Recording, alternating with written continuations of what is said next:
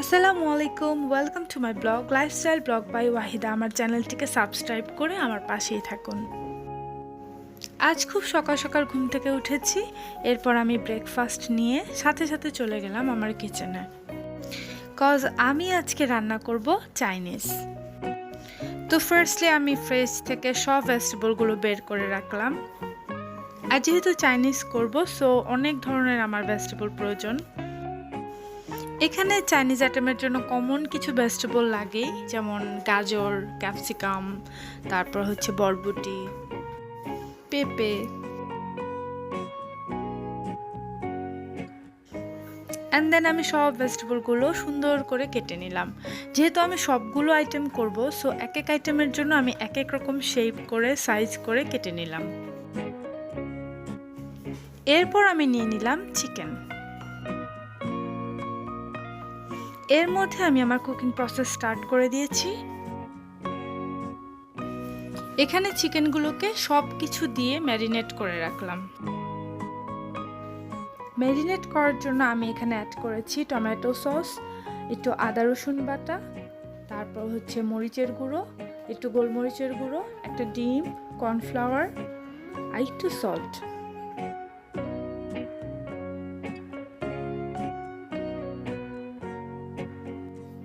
সব কিছু দেওয়ার পর আমি জাস্ট হাত দিয়েই ম্যারিনেট করে ফেলেছি। এক্ষেত্রে অনেকেই হাতের বদলে স্পুন বা স্প্যাচুলা ইউজ করে, বাট আমি হাত ইউজ করাকেই প্রেফার মনে করি। It's basically my thing. Chinese রান্নার ক্ষেত্রে এক এক আইটেম হয় এবং এক একটা আইটেমের জন্য চিকেনের পিসগুলো এক এক রকম হয়।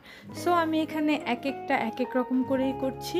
সো আমি ফ্রাইড রাইসের জন্য একরকম করে চিকেন কেটেছি, ভেজিটেবলের জন্য একরকম করেছি, আর আমার চিলি চিকেনের জন্য একরকম করেছি। এখানে কিছু চিকেন আমি জাস্ট ফ্রাই করব, সো এখানে আমি ফ্রাই করে নিয়েছি। সো প্যানে আমি হালকা একটু তেল দিয়ে নিলাম।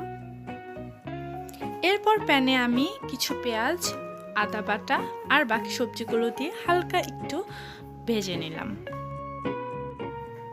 অ্যান্ড দিয়ে দিলাম ওই চিকেনগুলো। এরপর দিয়ে দিলাম অনেকগুলো টমেটো সস।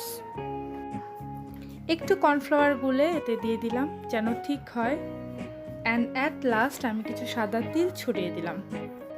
এই তো তৈরি হয়ে গেল চিলি চিকেন। এরপর আমি আবার একটা প্যান বসিয়ে দিলাম এবং এতে তৈরি করে নিচ্ছি ভেজিটেবল। এবার বয়েল করা ভেজিটেবলগুলো জাস্ট একটু সটে করে নিলাম।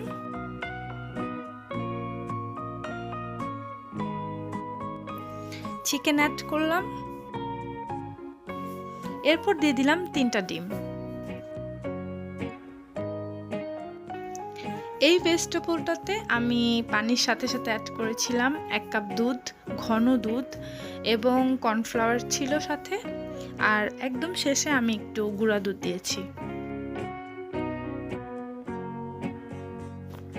ভেজিটেবলটাও রেডি হয়ে গিয়েছে। এরপর আমি স্টার্ট করে দিলাম রাইসের কাজ।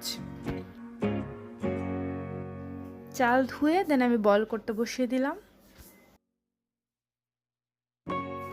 আর এখানে যে ইনগ্রেডিয়েন্টসগুলো দেখতে পাচ্ছেন সবগুলোকে হালকা একটু ফ্রাই করে নিলাম। আমি রাইসের মধ্যে একটুখানি তেল দিয়ে নিলাম যেন এটা স্টিকি না হয়।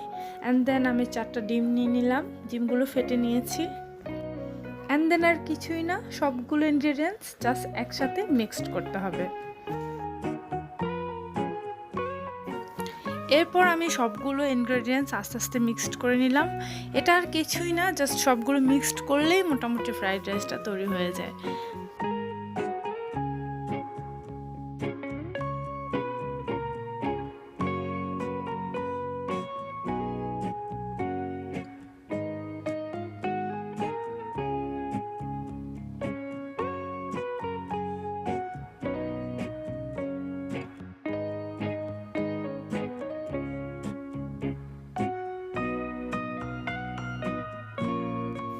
এই ছিল আজকে আমার দুপুরের মেনু।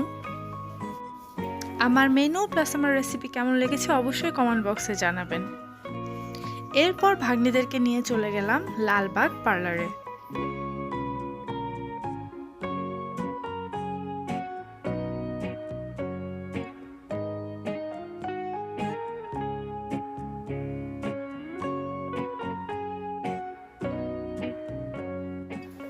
পার্লারের কাজ শেষ করে আমরা চলে গেলাম রয়্যালে।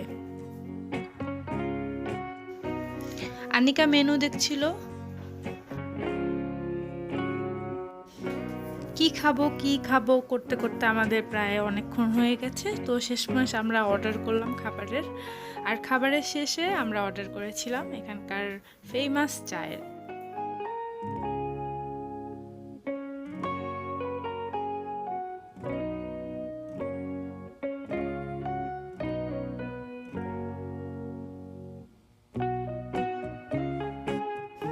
শেষমেশ আমরা অর্ডার করলাম এখানকার নান রুটি আর হচ্ছে হরিয়ালি কাবাব, আর সাথে ছিল বিফ কাবাব। সবগুলো খাবারই অনেক বেশি টেস্টি ছিল। যাই হোক, আমরা অনেক বেশি এনজয় করেছি।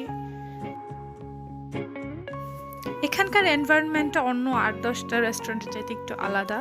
এখানে একটু অন্ধকারে ছিল, but different, sometimes felt nice. সবশেষে চলে এলো আমাদের সেই কাঙ্ক্ষিত চা। এই চাটা এত মজা, কিন্তু মনে হচ্ছিল খুব দ্রুতই শেষ হয়ে গেল। তো এই ছিল আমার আজকের ব্লগ। আপনাদেরকে সবার কাছে কেমন লেগেছে অবশ্যই জানাবেন। আর নতুন নতুন ভিডিও দেখার আমন্ত্রণ জানিয়ে শেষ করছি আমার আজকের ভিডিও।